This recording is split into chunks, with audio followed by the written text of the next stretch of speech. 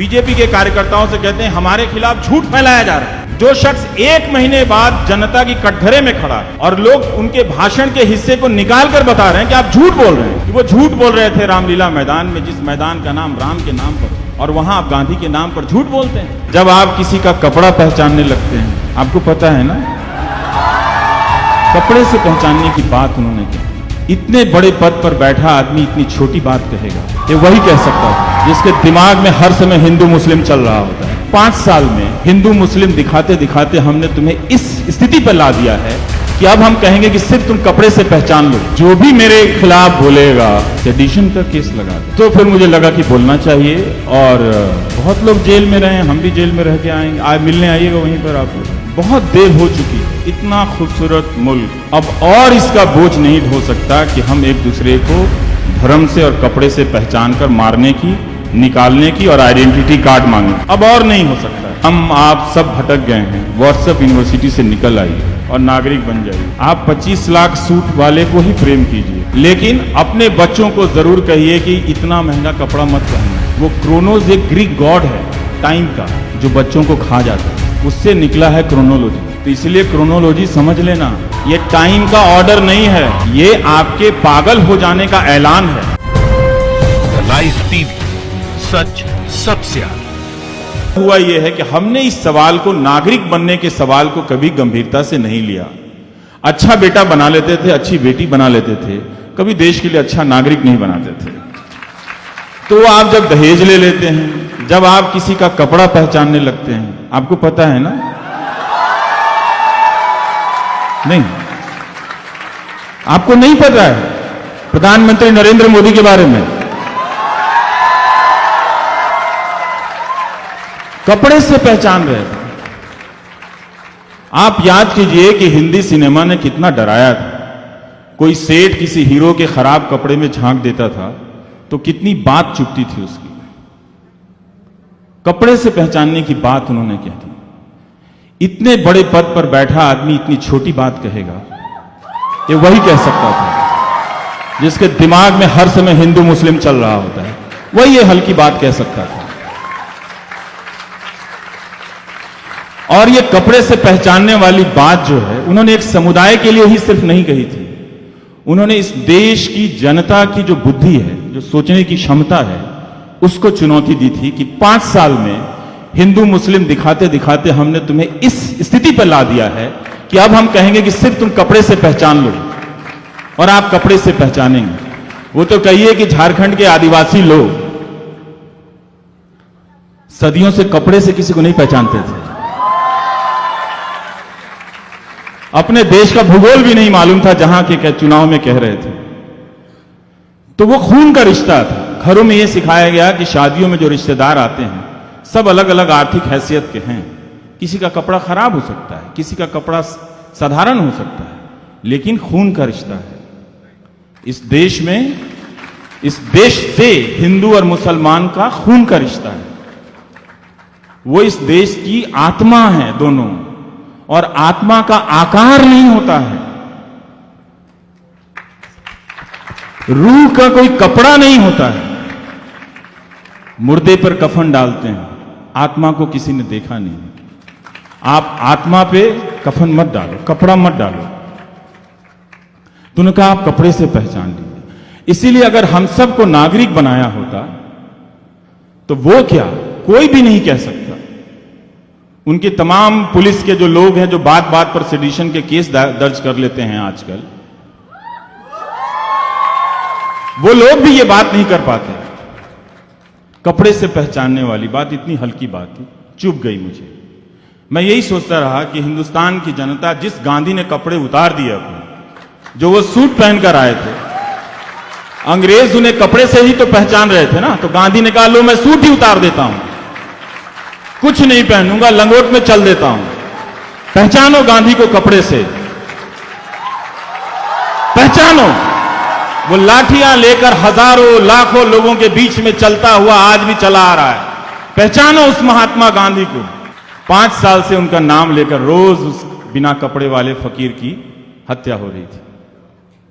वैसे क्रोनोलॉजी में तो 1948 पहले आया था, और 26 जनवरी 1950 बाद में आया था। आपको बताता हूं, मेरी अंग्रेजी उतनी अच्छी नहीं है। वो क्रोनोस एक ग्रीक गॉड है टाइम का, जो बच्चों को खा जाता है, उससे निकला है क्रोनोलॉजी। हमारे एक अंग्रेजी के दोस्त ने बताया है। तो इसलिए क्रोनोलॉजी समझ लेना, ये टाइम का ऑर्डर नहीं है, ये आपके पागल हो जाने का ऐलान है कि अब आपको गोदी मीडिया के जरिए आपके दिमाग में वो जहर भर दिया गया है कि अब सिर्फ आपको कपड़ा देखना है और भीड़ बनकर किसी को मार देना है। इसकी तैयारी की गई है, तो मत कीजिएगा, वरना वो कोई और आ जाएगा जो अपने कपड़े उतारकर आपकी अंतरात्मा के दरवाजे पर खड़ा हो जाएगा कि मैं गांधी हूं। कितनी बार मारोगे मुझे, कितनी बार मारोगे? और ये वही गांधी हैं कि जिनकी प्रेरणा लेकर लाखों औरतें सड़क पर आ गईं, और उसी गांधी के कपड़े के पीछे चलकर अभी बहुत सी औरतें आ रही हैं। तो इसलिए हम सबको नागरिक बनना चाहिए। जब हम नागरिक बनेंगे तो हम एक दूसरे के लिए समान अवसर बनाएंगे, एक दूसरे के लिए बराबर होंगे। ये बार बार कहना बंद कीजिए कि ये धर्म वो धर्म, तराजू पे तौल के सब बराबर है। हम बराबर हैं तो सिर्फ संविधान के समक्ष बराबर है और उसकी दी हुई नागरिकता के परिभाषा के तहत बराबर है। ये हमारी नई पहचान होनी थी, जिसके लिए 100 साल तक लोगों ने लड़ाई लड़ी। फांसी के फंदे पर झूल गए ना, क्या मिला उनके पीछे? उन्होंने तो आजाद भारत का तिरंगा भी नहीं देखा, नहीं देखा वो। लेकिन वो इसी मुस्तकबिल, इसी फ्यूचर के लिए लड़ रहे थे। हम आप सब भटक गए हैं। व्हाट्सएप यूनिवर्सिटी से निकल आइए और नागरिक बन जाइए। मैं आपको बता रहा हूं, आप उन्हीं को प्रेम कीजिए। मैं उनसे आपको दूर नहीं ले जाना चाहता हूं। आप 25 लाख सूट वाले को ही प्रेम कीजिए, लेकिन अपने बच्चों को जरूर कहिए कि इतना महंगा कपड़ा मत पहनना। गरीब देश है, अच्छा कपड़ा पहनो, थोड़ा ढंग का भी लगो, जंचो, थोड़ा स्मार्ट भी लगो, अक्षय कुमार जैसा भी लगो, बाल बाल कट जाए तो। लेकिन 25 लाख का कपड़ा इस देश के गरीब लोगों के बीच में पहन के अभी मत चलना। बहुत लोग गरीब हैं, बहुत लोग गरीब हैं। थोड़ा अच्छा पहन लो तो उनको भी लगे कि हमारे बीच का है। तो वो शौक था ना बहुत पहले का। तो इसलिए मुझे लगा था नीलांजना जी कि बोलना पड़ेगा। तो जब वो पहरेदारी बिठा रहे थे कि जो भी मेरे खिलाफ बोलेगा सेडिशन का केस लगा देंगे, तो फिर मुझे लगा कि बोलना चाहिए। और बहुत लोग जेल में रहे, हम भी जेल में रह के आएंगे। आज मिलने आइएगा वहीं पर आप लोग, अगर वो मिलने देंगे तो इसलिए जागिए, निकलिए, हर घर में एक नागरिक बनाइए। बहुत देर हो चुकी है। इतना खूबसूरत मुल्क, अब और इसका बोझ नहीं ढो सकता कि हम एक दूसरे को धर्म से और कपड़े से पहचान कर मारने की, निकालने की और आइडेंटिटी कार्ड मांगेंगे। अब और नहीं हो सकता है। ये बात यहीं खत्म हो जानी चाहिए, चाहे उनके पास जितनी भी पुलिस फोर्स हो। पुलिस फोर्स अंग्रेजों के पास भी तो बहुत थी ना, उनके पास भी बहुत थी। लोग 10-10 साल जेल में रहे। या फिर आप खुद से पूछिए कि उनको प्यार देने में आपने ऐसी कौन सी कमी कर दी कि आपको बांटने के लिए वो कपड़ा और कागज की बात कर रहे हैं। आप खुद से पूछिए कि आपने जब उनको वोट दिया, इतना प्यार दिया, तो वो कौन सा चीज था जो अपने पास रख लिया? वो भी दे देते आप उनको। तब वो रामलीला मैदान में गांधी जी का नाम लेकर झूठ नहीं बोलते। तब उस रामलीला मैदान के भाषण में 4-4, 5 झूठ नहीं बोलते। क्यों बोलना पड़ा उनको झूठ? उन्होंने इसका जवाब नहीं दिया।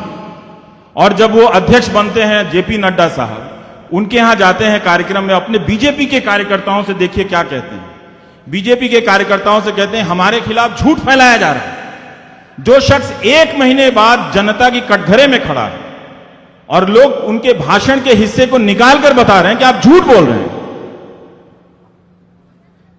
वो अपने कार्यकर्ताओं से कह रहे हैं कि हमारे खिलाफ झूठ फैलाया जा रहा है। झूठ आप बोल रहे थे।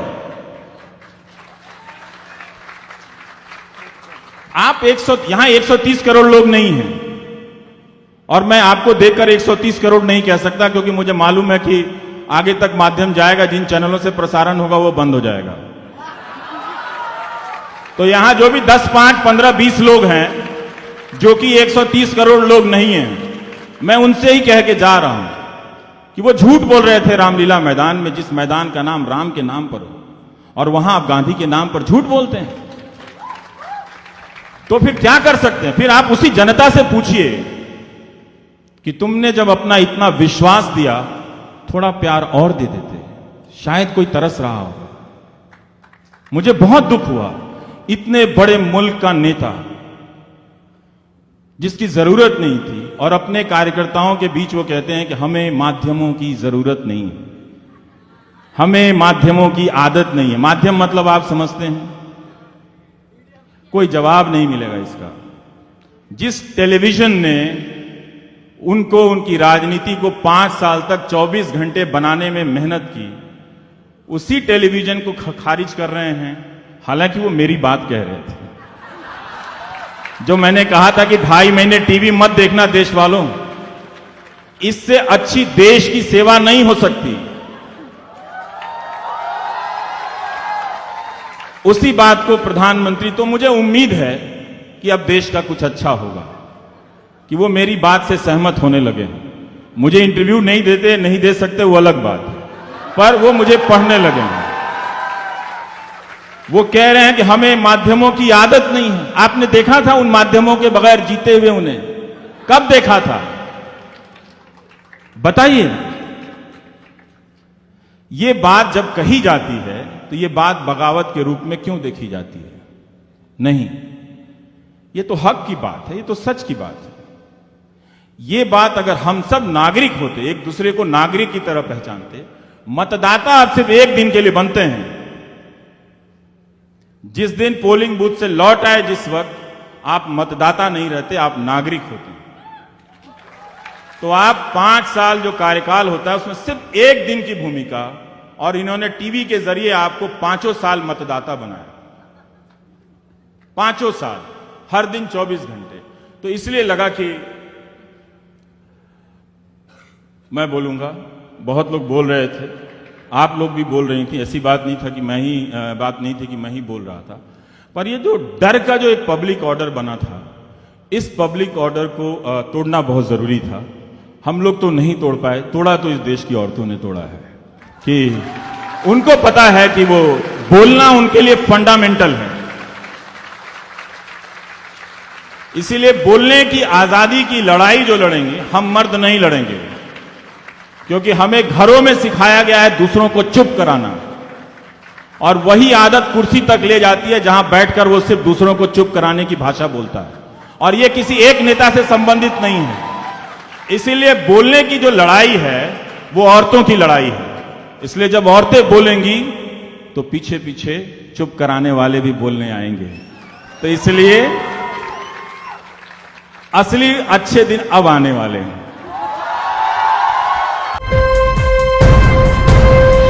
लाइव टीवी, सच सबसे आगे।